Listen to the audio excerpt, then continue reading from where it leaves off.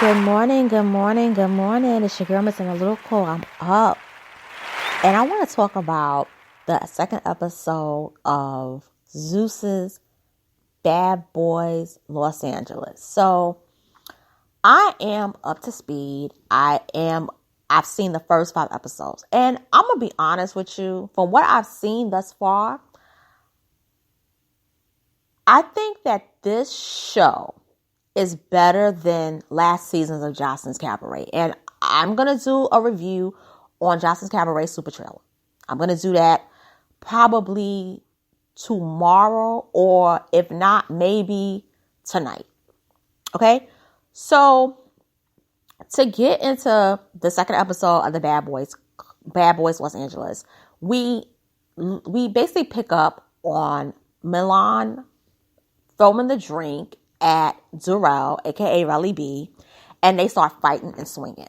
So during the fight, Milan, is being Milan. He's basically saying things that are to hurt Relly B, and Relly B is basically like, listen, boo, you did not swing and didn't punch. You basically scratched. I got scratch marks all across my face. So Relly B pretty much took the hits and everything, because let's be real, Relly B was wrong for instigating that fight between Dylan the baddest and William the baddest, okay?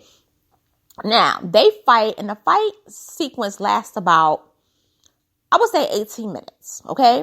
So then security's like, you know what, break it up. And then Mr. Plumber comes out, and he tells them, we got to stop. We just settled into the house. We got to move our stuff in. Now, as this scene is calming down, we basically get to see Mulan Mo asking Carry On, you haven't told us about your sexuality, and Curtis Golden is co-signing Mulan Mo's questioning, because let's keep it real, they're the only 2 straight guys in the house. And like I said, the last commentary, which was season 1 episode, the series premiere episode, pretty much they wanted to know, are you gay? Are you straight? Are you bi? Because we know who the other guys' sexualities are and how they identify, but you're basically secretive about it. So Mulan Mo was like, I don't like the secretiveness. If you just tell the truth, we're good. Carrie's like, it's none of your business. Why do you want to know about my sexuality? So Mulan Mo basically doesn't like how he responds. So he feels that it's disrespect the way Carry On came out. So all of a sudden, out of nowhere, they start fighting. But I gotta say, their fight was actually, I felt, more realistic than the Relly B Milan. I'm gonna tell you why. Those 2 dudes didn't really have a beef. I think Milan really did that. The way he did the shit was to basically boost up ratings and boost up buzz for the show. And Relly B was, into it. He's getting his buzz on, getting his attention, being on the show, where the money resides. Kind of isn't really that talked about anymore. So, that fight was for ratings. I'm not saying that it was fake, but there was really no hostility really there. Whereas with Mulan Mo and Carry On, that was some real hostility, because Carry On felt violated. Like, why are you in my business? Like, do you want to, F me or something? Because you keep asking me, and I feel like you are intrusive. So when they were fighting, if you notice, Mulan Mo caused Carry On to bleed in his mouth. He was bleeding in his mouth. And Carry On said, I eat dudes like you alive. I eat dudes like you alive. What's up? So in the middle of this fight, Milan basically doesn't like the fact that Carry On's sexuality is being questioned by some straight dudes. And Curtis ends up getting smacked by Milan Christopher. And Milan Christopher, Curtis Golden gets smacked by Milan Christopher. And I'll be honest with you, I didn't feel bad because it's like, yo, you're basically a casualty of the war. You co-sign Mullah's questioning. You know that you in a house with 7 men who are LGBT. And you and Mullah are the only 2 straight guys, okay? So, since you co-signing this, you about to get read. Now, Milan also stepped in defense of Carry On. Being that Milan is gay and proud, and he was like, I am proud of who I am. He's like, I don't really like how y'all basically forcing this dude to come out the closet. So Anthony Uncensored was like, you don't like us gay people being ourselves out and proud. But listen, this is a new day and we are here, okay? And we ain't going nowhere. And if you don't like it, you could get up out of here. And I was like, Anthony Uncensored, are you the spokesperson for the Rainbow Coalition? Because, what he basically said, he put his foot down and was like, it ain't going to be no disrespect to gay people. We getting sick and tired of it. We get murked. We basically get harmed. Our family kick us out. And let me say something. I'm not part of LGBTQ community. But what Anthony Uncensored was saying, he wasn't capping. He wasn't capping on a lot of stuff. Especially if you go back to like the 90s. It was not a safe haven for people who were part of their community. Particularly, I'm going to keep it real. Particularly in white communities, it really was not safe. And it wasn't safe in other communities. But definitely, I would read about a lot of killings in rural white communities, Bible-based towns. That's all I'm going to say. So, once the fights start to calm down, you have the breakout star, Gutta K, saying, I want to fight. I want to lay hands. I want to fight people. I don't want to fight people. I'm tired of this. I'm tired of, people being gay can't be themselves. Let people live that life. Because, he got a crush on Carry On. Let's be real. And Gutta is like, and I'm sick of it. And he's like, yo, what's up? I want to fight. So he wraps his braids into a bun. And he wants to fight. And then you have Dylan is quiet. William the Baddest is quiet. I can go down the line. You also have Gutta's talking. Anthony is near in the kitchen. Milan is all over the place, but he's in the kitchen. Because, he's the king of the show. He's the king. He's a self-proclaimed king because, to be fair, he's the one really that we know from reality TV. Carry On, we know because his father is Kurt Franklin. And during the fight, Mullah Mo asked, ain't you Kurt Franklin's son? Like, you in gospel. So, like, why are you even here in the first place?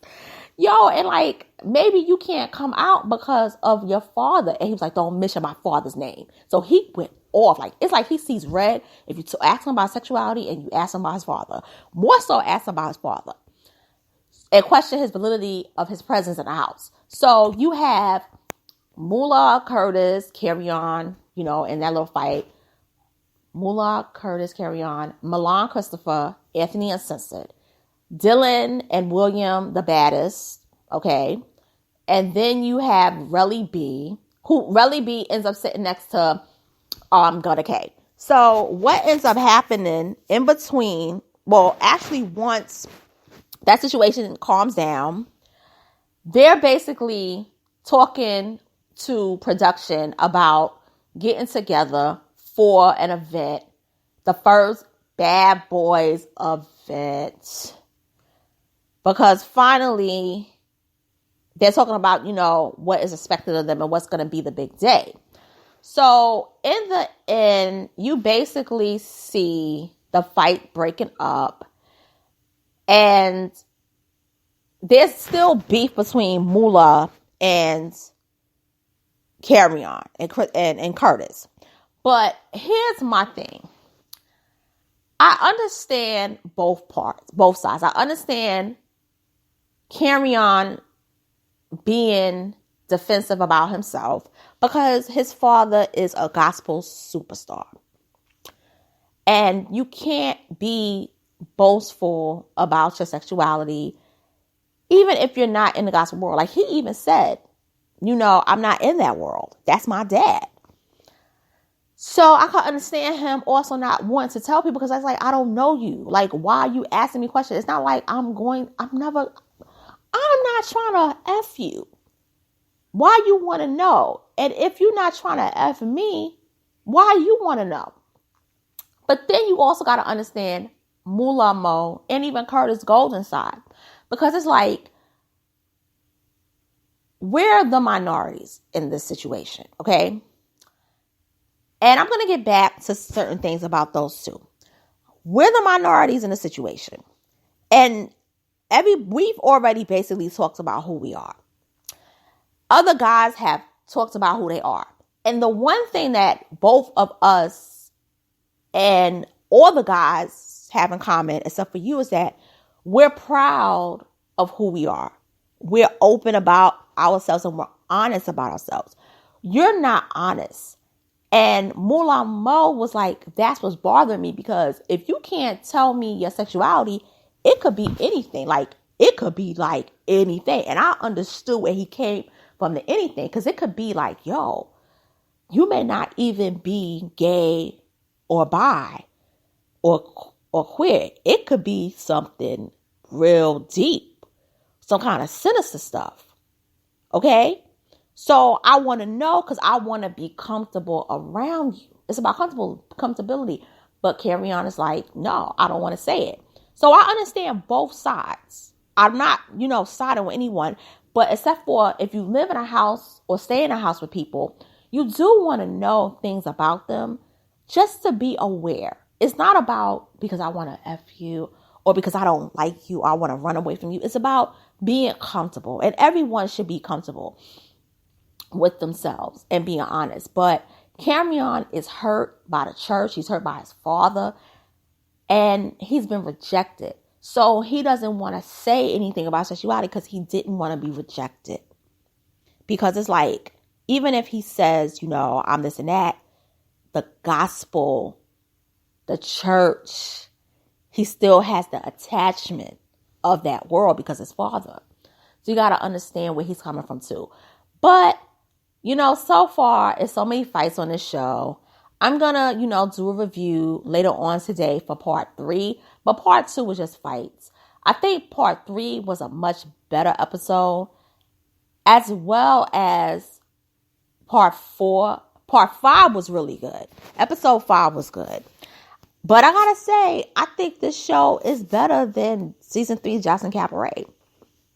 I'm gonna do a trailer. I'm gonna do a review on a trailer. So it'll be those two. I will be doing reviews on a movie today that many people have probably seen. And I'm really enjoying these review uploads,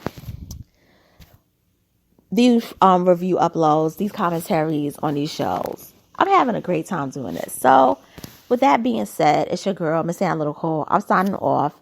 Take care. Have a wonderful day today. And if you're in the NYC area, enjoy the sun. Mwah.